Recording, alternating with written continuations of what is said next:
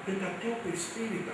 Mas que curioso, eu leio no livro dos médiuns que não existe subjugação.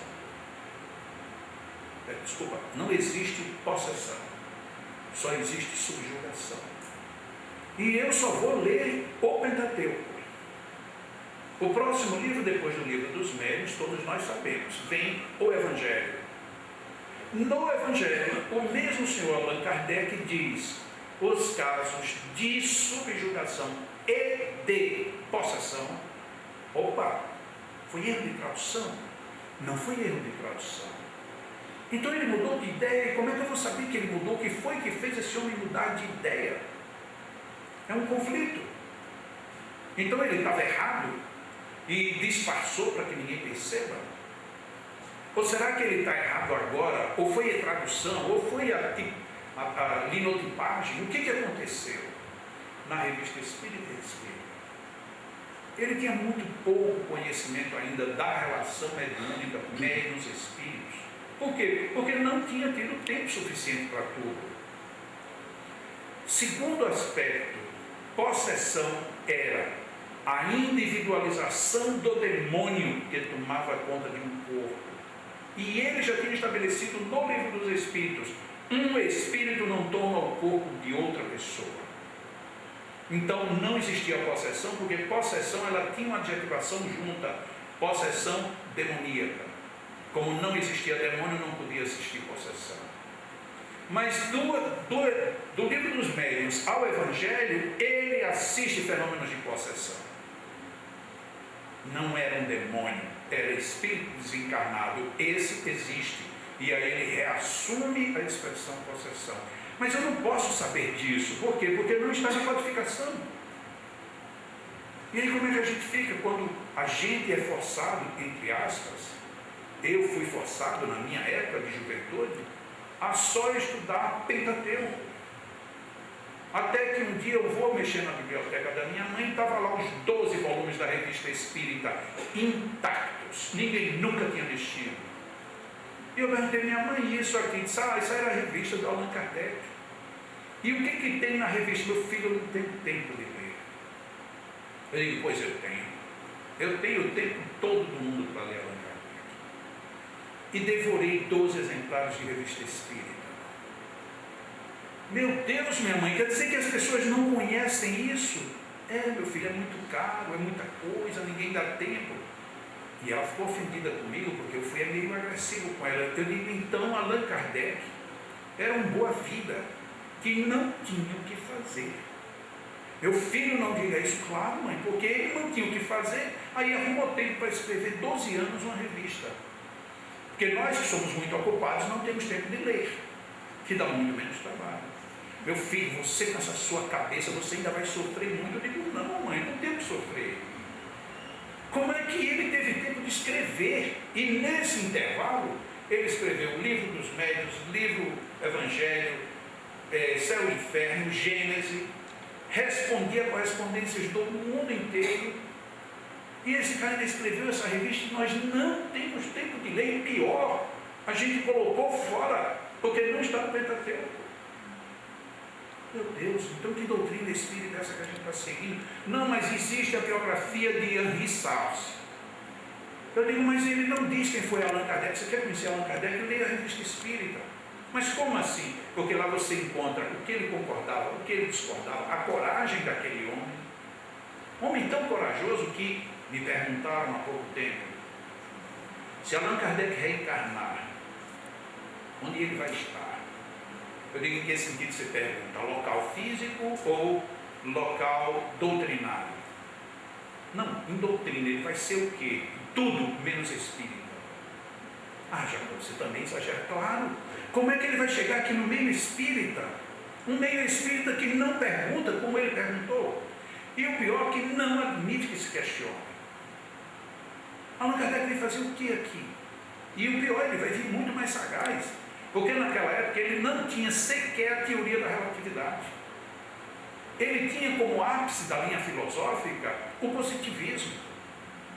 Mudou tudo de lá para cá. Ele vai chegar aqui como? Já pensou se Allan Kardec fala para nós em linguagens quânticas? Estamos perdidos, porque a gente não entendeu ainda a linguagem mecânica que ele colocou, mecânica positivista direta, quase rançosa, de tão objetiva.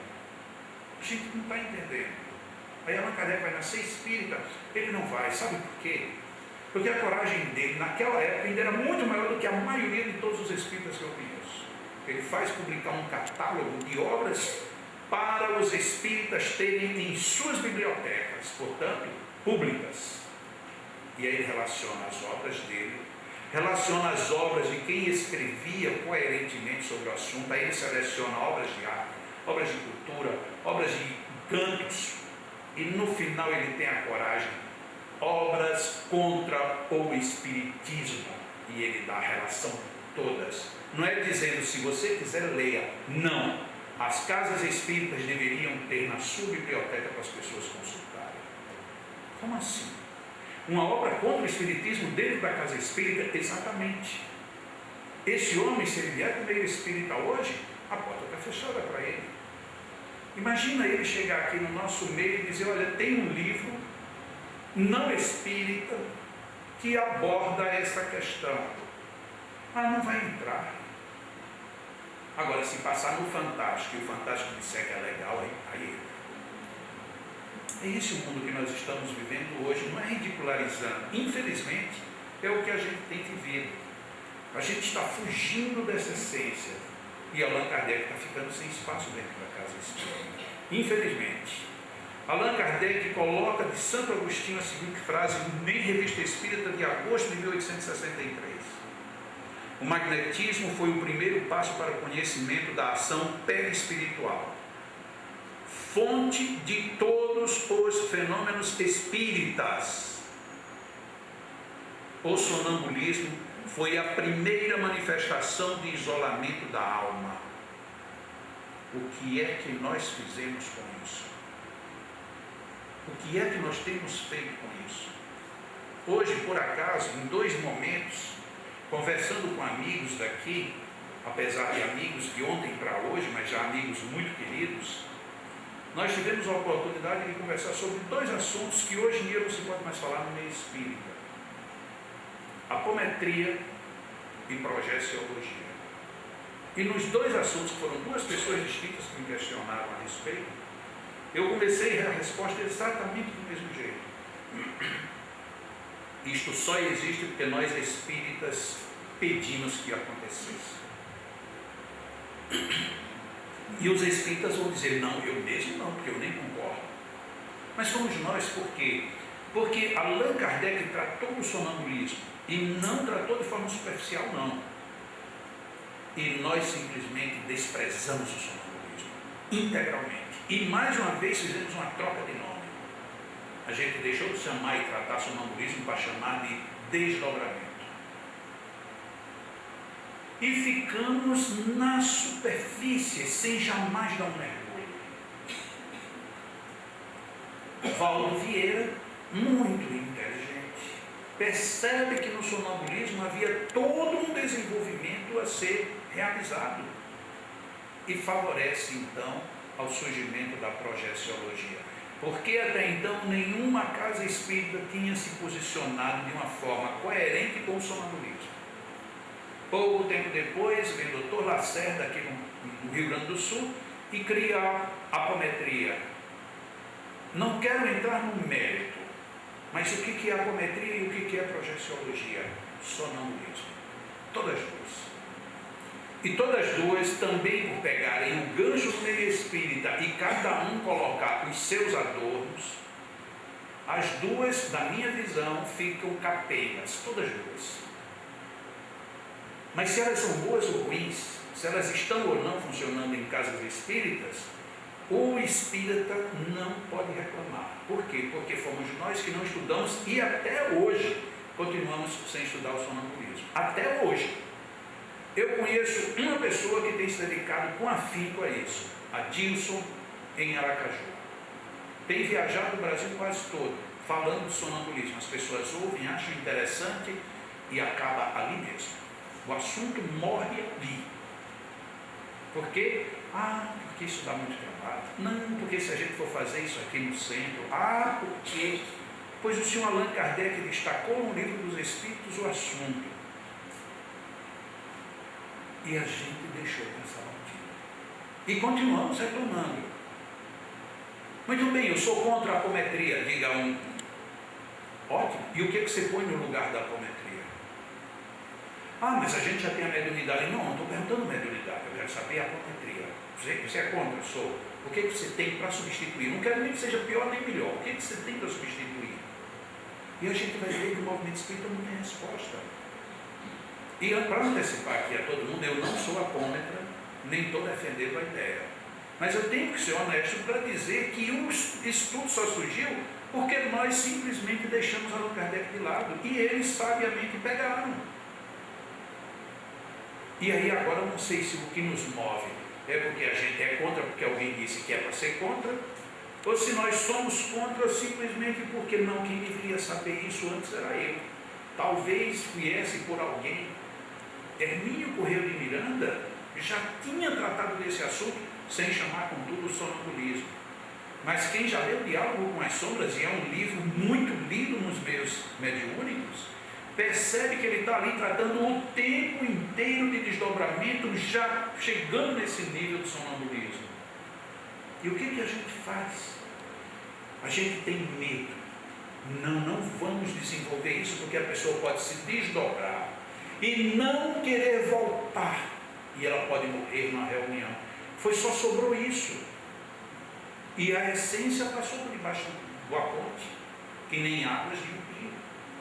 Ou seja, a gente vai se acomodando e vai deixando as coisas acontecerem e amanhã a gente não percebe que perdemos o bonde. Evangelho segundo o Espiritismo, capítulo 5. Deve alguém por termo às provas do seu próximo quando possa, ou deve, para respeitar os desígnios de Deus, deixar que sigam o seu curso? Eu acho que todo mundo se lembra dessa resposta e dessa pergunta. Não digais, pois, quando virdes atingir um dos vossos irmãos, é a justiça de Deus, importa que siga o seu curso. Dizei antes, vejamos que meios o Pai misericordioso me pôs ao alcance para suavizar o sofrimento do meu irmão. Vejamos mesmo se Deus não me pôs nas mãos os meios de fazer que cesse esse sofrimento. Se não me deu a mim também como prova, como expiação talvez, deter o mal e substituí-lo pela paz. Mas essa resposta todo mundo concorda. Pois é, todo mundo concorda com ela. Mas fazê-la. Vou contar aqui uma história real. E vou me permitir não dizer quem é o protagonista da história. Um espírita que viaja pelo Brasil e fora do Brasil. Por favor, não é Edivaldo. E ele carrega em seu currículo 5 títulos associados ao campo da medicina. Ele foi numa cidade nos Estados Unidos chamada Danbury, do estado de Connecticut. E quando ele entrou no centro, ele estava hospedado na casa do presidente do centro, e o presidente do centro o levou. E quando ele entrou no centro, ele viu uma maca, duas macas. E ele parou na porta e perguntou: o que é isso? Ele disse: é que nós fazemos tratamentos magnéticos aqui. Ele calou-se e foi fazer a palestra. E quando ele levantou-se, ele começou dizendo que espiritismo não tem nada a ver com magnetismo. Que tinha visto 2 macas e lhe disseram, e aí ele começou a degringolar o sistema. No mínimo de forma desrespeitosa. Porque se você está convidado para ir a uma casa e se você não concorda, antes de expor ao público ou de expor a casa ao ridículo, converse com quem tem direito. Mas foi assim que ele prosseguiu. E ele fez um convencimento tal que os trabalhadores, que sempre tem os que concordam e os que não concordam, os que não concordam, já naquela noite pediram que fossem retiradas as macas. Na volta do centro para casa, e o presidente, ressalte-se, o presidente do centro era um dos magnetizadores, inclusive com um poder magnético fora do padrão convencional. E ele veio extremamente desconfortável e perguntou por que ele tinha colocado aquilo. E aí ele disse que no Brasil as coisas estavam saindo dos trilhos e que pelo visto já tinham chegado nos Estados Unidos. Ele disse, mas o que é que você vê de errado? Não, porque não pode, o espiritismo não é desse jeito. Ele disse, então me explique isso. E ele contou 2 casos. Estes foram os 2 casos. Um senhor jovem de 35 anos, piloto da aviação aérea nos Estados Unidos, foi afastado das suas funções porque estava com um problema grave de visão. E já tinha ido a vários médicos e ninguém sabia qual era o problema. Mas só que ele estava perdendo a visão e era um processo que sabia ser progressivo e que nem sabia onde que se aquilo ia parar, mas que muito provavelmente ele ficaria cego. E o presidente não sabia dizer como, mas ele chegou lá no centro em Gregory, foi atendido magneticamente, ficou curado, e não foi com uma sessão apenas, ficou curado e voltou a pilotar aviões. O companheiro quis intrometer-se e disse, deixa eu lhe contar outro caso. Uma jovem, próxima dos 18 anos, chegou aqui no centro de cadeira de rodas. Ela estava com um problema que ninguém sabia. Ela simplesmente travou as pernas e não andava. E nada, nem fisioterapia, nem medicina, nem exames, nada sinalizava que ela podia ficar boa. E ela veio parar no centro. E fizemos um tratamento com ela em torno de 3 meses. E ela está totalmente curada. O que é que o senhor me diz disso? Ele disse, você como presidente, ele disse, presidente e magnetizador dos 2 casos. Pois você está duplamente comprometido. Porque você tirou os comprometimentos que essas pessoas tinham. Você tirou a oportunidade delas de progredirem com esses problemas. Vou repetir, estou falando de um expositor que apresenta 5 títulos da área de medicina. Você vem dizer dentro de uma casa espírita que você curar 2 pessoas, que isso vai entrar agora no seu débito reencarnatório, porque você não deveria interferir na responsabilidade reencarnatória daquelas criaturas. Este indivíduo nunca leu esta questão no livro do Evangelho segundo o Espiritismo.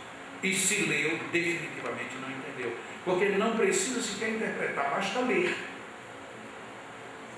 Se a gente lê isso daqui, está mais do que claro. Mas às vezes o nosso movimento espírita nos surpreende com essas situações. São situações extremamente críticas. Porque parece que alguém, pelo fato de ter títulos, ela disser, acabou. E a nossa razão, o nosso raciocínio vai para onde? Aonde vai o nosso desenvolvimento intelecto? Sem falar no moral, porque a moral fica totalmente comprometida. Livro dos Médiuns, esse item aqui, ele não está completo no que eu gostaria, por isso que eu pedi o Livro dos Médiuns, edição da FEB, tradução de Guilherme Ribeiro. Esse item 131, ele está aqui no final do capítulo 8, que trata do laboratório do mundo invisível, para que ninguém depois tenha dúvida. Item 131, Livro dos Médiuns, final do laboratório do mundo invisível. Ele começa literalmente assim: esta teoria, que era a teoria baseada no quê? Allan Kardec tinha questionado de que eram feitas as vestes dos espíritos. Esta teoria nos fornece a solução de um fato bem conhecido em magnetismo, mas inexplicado até hoje. 2 pontos. O da mudança das propriedades da água por obra da vontade. Ponto. E é aqui onde nós espíritas entramos em desacordo com ele. O espírito atuante em quê? Magnetização da água. O espírito atuante é o do magnetizador. Conclusão da frase: quase sempre assistido por outro espírito. O que nós entendemos o que quer dizer quase sempre? Na maioria das vezes, quase sempre, não quer dizer todas as vezes. Então pode ser que eu queira magnetizar uma água e não tenha nenhum espírito. Eu posso? Posso. Quem é que está dizendo isso? Allan Kardec. Onde? Livro dos Espíritos, item 131. O espírito atuante é o do magnetizador, quase sempre assistido por outro espírito. O espírito atuante é o do magnetizador. Vejam como ele prossegue. Ele quem? O espírito atuante. Ele opera uma transmutação por meio do fluido magnético, que, como atrás dissemos, é a substância que mais se aproxima da matéria cósmica ou elemento universal. Ponto. Ora, desde que ele pode operar uma modificação nas propriedades da água, pode também produzir um fenômeno análogo com os fluidos do organismo, donde o efeito curativo da ação magnética convenientemente dirigida. O que nós entendemos por convenientemente? Você só tem conveniência se você faz de maneira adequada e com conhecimento do que você está fazendo.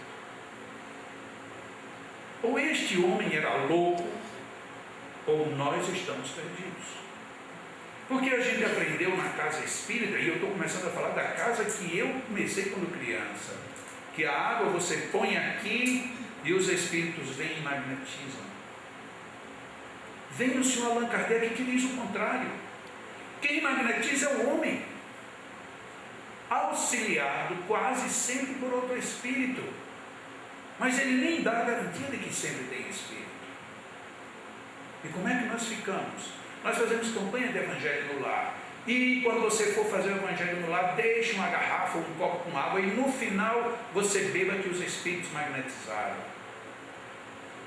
Bom, mas isso eu aprendi de criança. Você chega no centro espírita, deixa a tua garrafinha ali que os espíritos vêm e magnetizam. Allan Kardec não diz que é assim. Então quem é que está dizendo o quê? Eu sigo Allan Kardec, eu, Jacó Melo, sigo Allan Kardec, pelo menos procuro, tento. No meu evangelho no lar, residem comigo hoje, dos meus 12 filhos, 3, porque são crianças. 2 com 8 anos, vão fazer 9 agora em março, e uma com 2 anos e meio, em maio faz 3 anos. Eles 3 participam do evangelho no lar, porque são os que moram comigo hoje, os outros todos já têm vida adulta independente. Quando chega no final do evangelho, os 3 vêm, vamos agora colocar a mão na nossa alma. Um dia, a minha mulher tinha ido para a faculdade, teve um exame, alguma coisa, e não deu para ela chegar na hora do evangelho. E terminou o evangelho, nós, eu e as 3 crianças bebemos a água.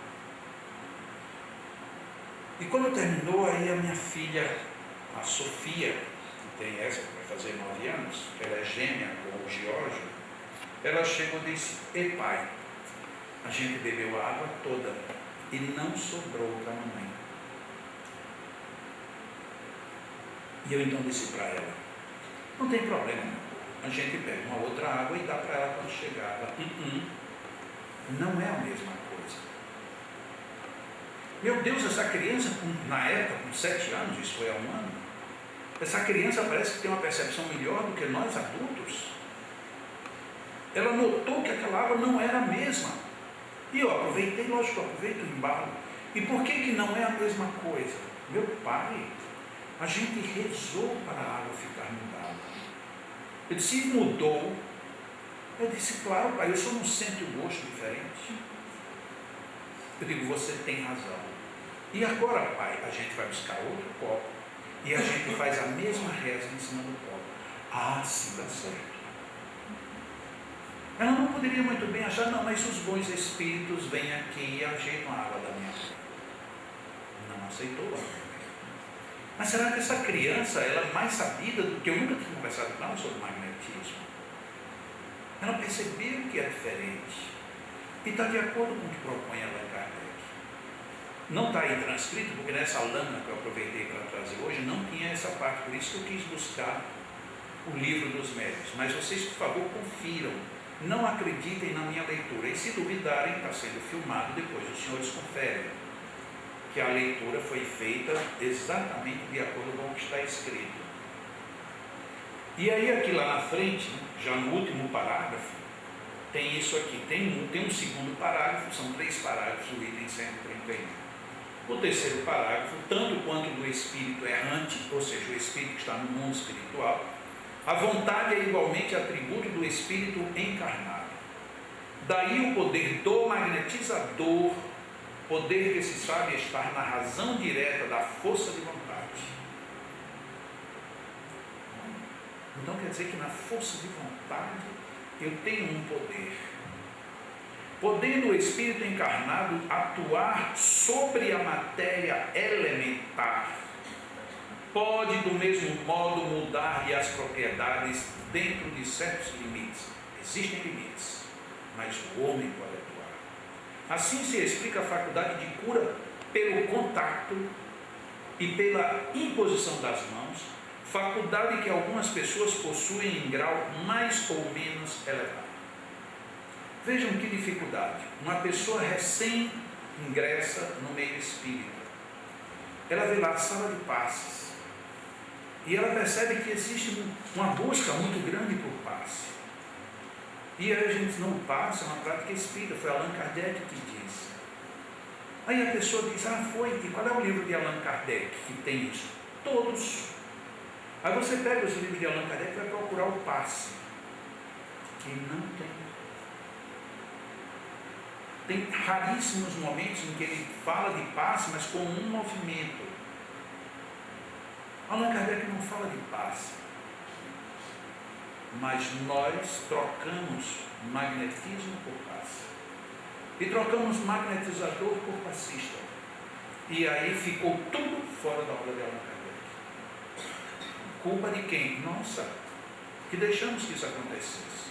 Eu, inclusive, sou individualmente muito culpado por isso. Que eu poderia ter chamado o meu livro O Passe de O Magnetismo. Lógico que não ia chamar atenção.